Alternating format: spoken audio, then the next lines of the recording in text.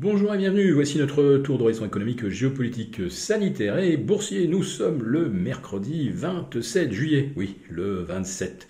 Hier j'avais déjà annoncé cette date, j'avais tellement la réunion de la Fed en tête que j'ai zappé. Et donc, pour comprendre comment tourne la planète finance, c'est sur la bourse au quotidien et nulle part ailleurs. Et l'épisode du jour s'intitulera « Éteignez vos guirlandes à Noël ».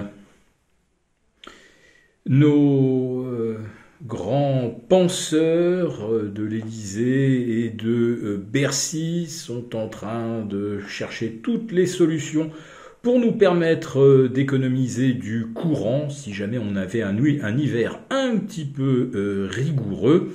Comme vous le savez, de l'électricité, il n'y en aura pas pour tout le monde. Et malgré la privatisation d'EDF, eh bien, on ne va pas pouvoir faire redémarrer autant de réacteurs qu'on aurait dû pour pouvoir fournir aux Français du courant. Alors, on vous a proposé d'éteindre votre box la nuit. Je rappelle qu'une seule charge d'un véhicule électrique de type Tesla, c'est l'équivalent de la consommation d'une année entière d'une box. D'autant que les Tesla cet hiver seront chargés à moitié au charbon en Allemagne.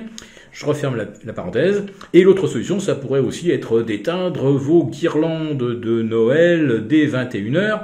Car de toute façon, ça ne sert à rien de les allumer puisque vous serez devant vos écrans pour regarder la Coupe du Monde de foot qui, elle, sera climatisée. Donc les stades seront climatisés. Il y a des énormes diffuseurs d'air froid qui vont consommer une quantité gargantuesque d'énergie pendant que vous, eh bien, vous aurez baissé le thermostat à 17. Alors pourvu que l'équipe de France réchauffe l'ambiance. Bon, voilà pour la question de l'énergie.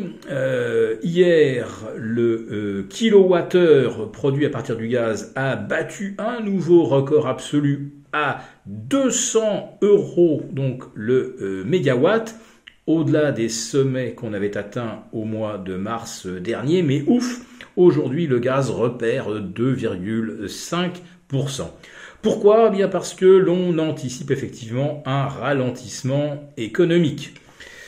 On l'anticipe tellement d'ailleurs qu'aux États-Unis, ils viennent de redéfinir ce qu'est une récession. Alors, dans l'acception générale universitaire ou dans le monde des économistes, c'est simple, une récession, c'est 2 trimestres consécutifs de contraction de l'activité économique. Eh bien, avec les génies de la Maison-Blanche, il faudra désormais attendre 3 ou 4 trimestres consécutifs pour pouvoir prononcer le diagnostic d'une récession. Ne me demandez pas pourquoi, c'est une forme de novlangue. Quand le réel ne convient pas, eh bien, on change le sens des mots pour le décrire. Ou, comme on dit, quand on n'est pas satisfait de la température, on casse le thermomètre. Oui, vraiment, je le répète, aux États-Unis comme en France, nous avons affaire à des génies. Pour en revenir donc à cette anticipation de ralentissement économique, à quoi le voit-on ? D'abord, bien sûr, le plus criant, ce sont les prévisions du FMI revues à la baisse pour tous les pays, sauf un. Devinez lequel ? La Russie.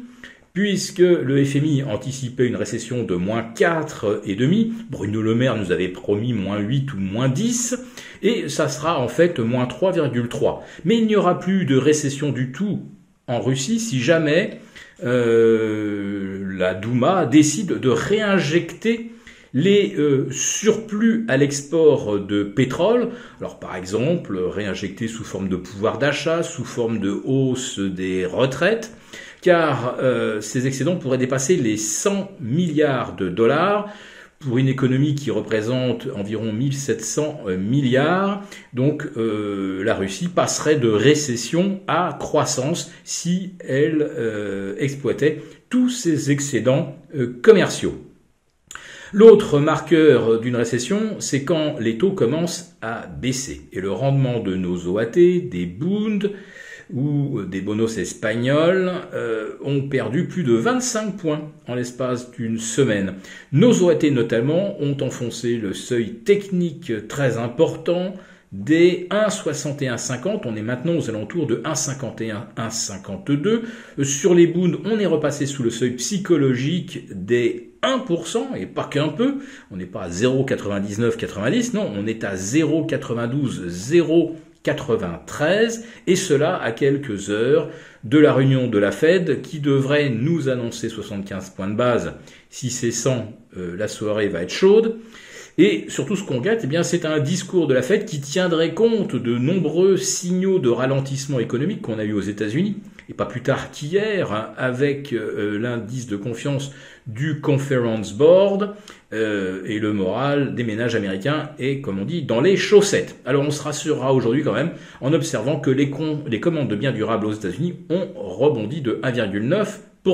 Ah bah ça c'est pas un bon chiffre, parce qu'effectivement si la Fed en tenait compte, elle pourrait dire que l'économie américaine demeure robuste et donc poursuivre sa politique de redressement du loyer de l'argent, dont le but avoué est bien de contraindre la consommation pour obtenir enfin une baisse des prix, donc baisse de l'inflation par la récession. Il faudra donc faire vite pour que la Fed puisse redonner de l'oxygène à l'économie américaine avant qu'on atteigne les 4 trimestres de récession. Et une baisse de taux est déjà anticipée pour juillet 2023. Mais en attendant, on risque d'avoir froid et l'hiver risque d'être très chaud sur les marchés. Si cette vidéo vous a plu, n'hésitez pas à nous mettre un pouce. À bientôt.